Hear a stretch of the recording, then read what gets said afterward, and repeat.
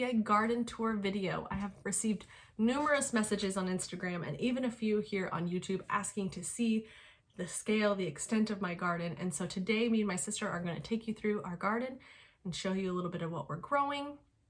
I'm bringing my sister along for a few reasons. One, because she has studied things like plant growing and permaculture and stuff a lot more than I have. Two, because she's one of the main people that plants out in the garden, so she knows where everything is. And then for those of you that don't know, my sister and my brother-in-law actually live in our home rent-free, and we feed them. In exchange, they take care of a lot of upkeep outside of our home. So pulling weeds and getting the garden ready, making sure it's beautiful, trellising the plants, that sort of thing. They also cook us a lot of meals, and they help out with the children. So a lot of childcare comes from them, and it's a really beneficial relationship that we have. So until they're ready to move on, they're going to be staying with us. We grow a lot of vegetables in our garden to, one, offset the cost of food, because food is expensive. We typically buy organic when possible if it fits our budget. And with gardening, you can grow organic vegetables for really cheap. We try and support local farmers as much as possible, but the best produce is going to be the one that you grow in your backyard. People that have never had homegrown produce don't realize how flavorless fruits and vegetables taste from the grocery store. So we love the flavor. We love being able to just whip up a quick batch of salsa with everything homegrown from our garden. So yeah, we do it a lot for our health. We do it because it's a way to get outside and enjoy our land. And it's great for the kids to see where their fruits and vegetables come from. So our property is about 1.5 acres, and we garden a very small portion, probably 1/5 of an acre total, between our large back garden and our squash mountain. But yeah, we really enjoy it. We love being able to give the neighbors produce, friends and family produce, and we grow enough so even the deer can eat some, and it doesn't take away from our yield. I wouldn't say we're homesteaders. We only have chickens, which I heard is the gateway animal to homesteading, but I love the thought process around homesteading. So anyways, I hope you guys enjoy this tour, and subscribe and like this video because it really helps me out as someone who's very new to this YouTube world. Okay, so we're gonna start the video in our big garden here, and we'll kind of take you through and show you some of the things that we're growing. Hi! So this is our cucumber plant that has grown pretty tall. It's as tall as our chicken coop. Here. Do you want to take it out? Is it ready for you? Yeah, that one's ready. Cool. So over here, next to the chicken coop, we have all of our trellising plants and a bunch of volunteer plants. But the reason we put the trellising plants here is because we already have the chicken coop to utilize the space. We can put our climber plants here. Nothing comes out. We still have a big walkway. So a bunch of these tomato plants we have over here just planted themselves last year. This tomato might be ready. Right in there. This one, yeah. So this is a gooseberry, some sort of mix, because it probably is a hybrid with another tomato plant from last year. Still pretty tasty. Over in these beds, we have beans, which they're almost done, I think, for the season. We have some pepper plants, some eggplants, some parsley. There's a cilantro. It's parsley. More eggplants, more peppers. Let's see if I can not get my shadow on this plant. So here we have a pretty large green pepper that will be changing color soon, and we'll be able to eat it. And then this is what's left over of our beans. They're pretty much done for the season. We'll take the leftover pieces of the beans because they produce nitrogen and chop them up and put them in the soil as natural fertilizer. Back here we have our giant sunflowers. This one is probably 8 feet tall, you think? At least. And this one is probably 7 feet tall, maybe. We have some nice carrot flowers over here with a wasp on them. They're really pretty though, the flowers. This is our volunteer ground cherry plant. It is huge and taking over everything. So pretty much the rest of this row is just peppers. These ones over here, oh look at this one. Oh, there's a, oh, there's nothing. This is a banana pepper that is ready. I'm gonna give Chandra all the things to hold as we go. These are, oh, here's a jalapeno that's ready.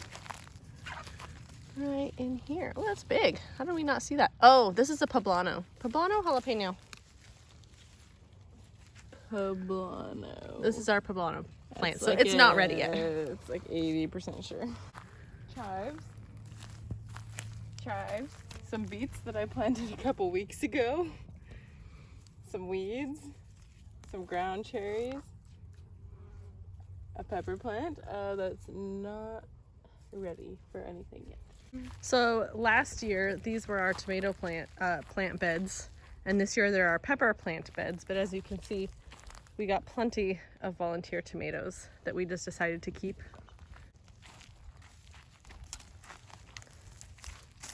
This is a pear tomato plant, tomato pear plant? Yellow pear. Yellow pear tomato plant, and they're almost ready. And this one is probably a mix too. You wanna eat this one? Good. The first yellow pear. That is really good. Here's our last row of volunteer tomato plants before you get to like the actual tomato plants that we planted. We're experimenting with different trellising techniques. Yeah. So if you trellis tomatoes, they will grow up rather than get bushy. So I'm not exactly sure what this technique is called. So these ones are trellised by like one string. I don't know what it's called. I'm sure there's a scientific name for I don't it. know what it's called either, but it's very popular right now. And then over here we have, what's this one called? The California weave. Something like that. That's what is used in this one. So these are our 1, 2, 3. So these 3 rows, 1, 2, 3. These are our actual tomato plants. Lots of marigolds, lots of basil. Marigolds repel pests. I don't remember which ones. Do you? Which pests? Which pests? The tomato hornworms and I believe the Colorado potato beetles. They also attract all the beneficial insects. And I think basil does the same thing, at least to the hornworms, which is why we also, you can see there's some happy basil right there.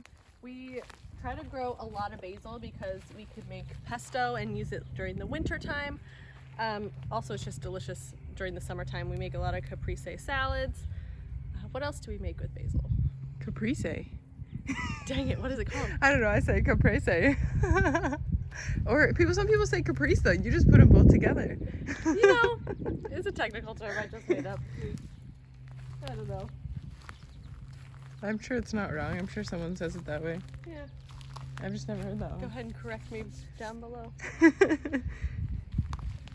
So we have, the way we grow tomatoes is we typically grow 1 row of snacking tomatoes, 1 row of Romas because we like to make a lot of sauces and save those for the winter time and can the tomatoes.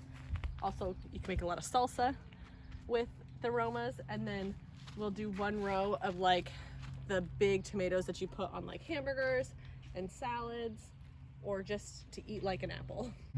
So this bed was an empty bed we accidentally forgot to plant, but it has now been planted with just some random things. What do we have in here? We didn't plant the amaranth.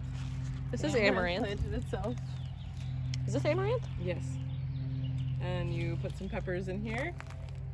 And then on Buy Nothing, we got some Aurora peppers. What are Aurora peppers? They're little tiny spicy peppers that apparently go from green to purple to red. And then the other little plants here are a purple basil. They kind of have a hint of a black licorice smell, like a licorice smell. Ooh, they're pretty tasty. We had them last year. And then, what is this, cauliflower? Yeah. This one is actually looking good. It's there's something going on here. It's supposed to be purple cauliflower, I believe. And last we have dill, and we were going to grow more pickling cucumbers, but we had an incident with a raccoon. So now we have a lot of dill to just put in everything. And a lot of it's flowering because it's really hot here lately. Oh no, I pulled the whole thing out. Dill also looks really pretty in like bouquets. and other things. And we're going to eat this later. We've had a bunch of dill in the fridge already. I'm just taking some of the flowers off, but leaving some for the bees and butterflies. So why do we take the flowers off? So that it keeps producing. Remember that most plants, if you keep picking them, keep picking the flowers, keep picking the fruits, they will produce more. If you just leave them and let them sit, they will feel like they're useless and they will die. This next row looks like we have, is this more beets? Yeah, these are beets from last season. So Chandra really loves beets. I love beets. I personally have probably had beets like 3 times this week. Chandra has more. I don't even want to ask her. It's probably every day. We have more amaranth and just a bunch of lettuces that have gone to seed. So if you like let your lettuce. Sprouting broccoli. Oh, this is sprouting broccoli. And it's the little sprouts here. You can eat them. If you let it goes to seed, and then this is how you would save seeds for next year once it completely dries out, like these ones. Should definitely take some of those. Eat one of these. Eat it, eat it, eat it. Check for my aphid check. And then here we got some onions coming in. We have all different kinds, but I tried to do mainly a storage variety so we can have them over winter. The dogs just noticed we're out here. They were not very good watchdogs. Hey, why are you barking at us? It's just us. This bed has just been replanted, but there was garlic growing in it. What's growing in it now? Brussels sprouts and beets. Brussels sprouts and more beets. Can never have too many beets. These are cabbages. Look how beautiful like the coloring is on this. Every time I look at it, it just seems magical. Really pretty. You can definitely eat the leaves. The heat wave probably prevented it from growing actual heads. In case you're wondering, there's more beets over here. Here we just have more onions. Most of our lettuce is pretty much done for the season. So sad. More onions. Here's where our kale is. Our kale still seems to be pretty happy. Yep, it's because we keep picking it. Surprise! Surprise. Also, did you know that you can keep picking the bottom leaves of kale and make little kale trees and they'll last years? Years and years. So I think that this whole space, I think it's like 1/6 of an acre. And this will produce typically more food than we need. We give some away. We try to preserve some. Some of it goes bad. Some of the animals and pests get to some of it. That was disappointing. That was a sad carrot. It's carrot from last year.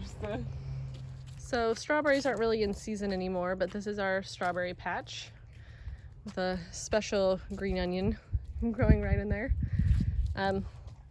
We grow different varieties of strawberries, and then this gate has to be, or fence has to be up because the dogs, we don't want them getting in there. Now we're going to make the trek out to Squash Mountain, which is just like it sounds, a hill of dirt that was in our front yard that we decided to plant squash on.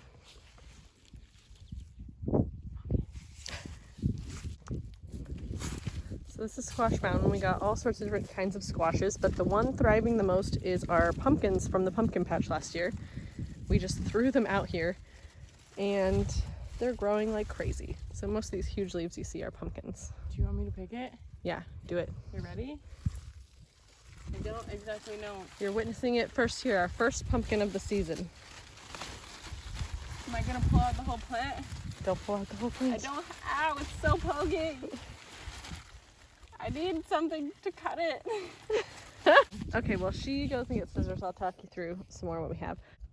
We grew a bunch of chamomile out here this year that we saved for teas and things. It's also perfect for making gifts. But this is like the end of it. You can just see we have a lot of pumpkin squash plants. Here's one vining.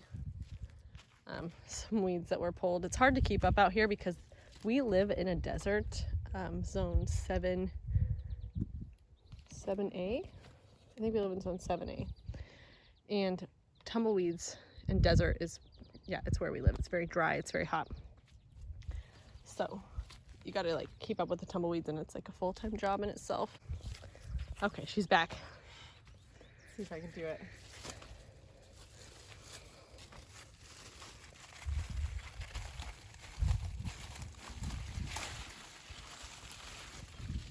There it is. There it is.